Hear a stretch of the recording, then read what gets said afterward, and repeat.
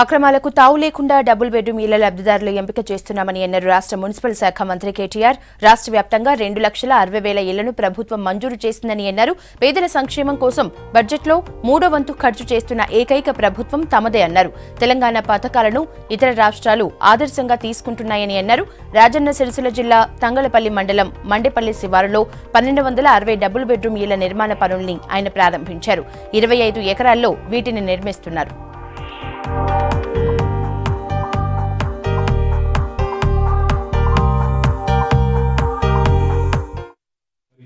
సిరిసిల్ల పట్టణంలోని పేదల కోసం ఈరోజు దాదాపుగా 1,260 ఇండ్ల శంకుస్థాపన కార్యక్రమాన్ని ఈరోజు చేసుకున్నాం.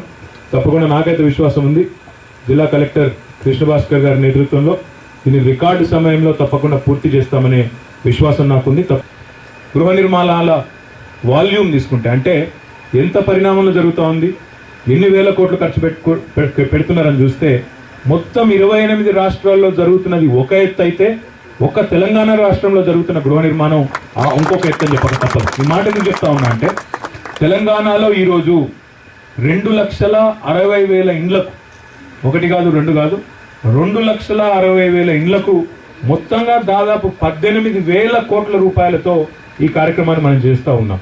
అంటే 2,60,60,000 మన ఇండ్లు మొత్తం కలిపి 18,000 కోట్ల రూపాయలు.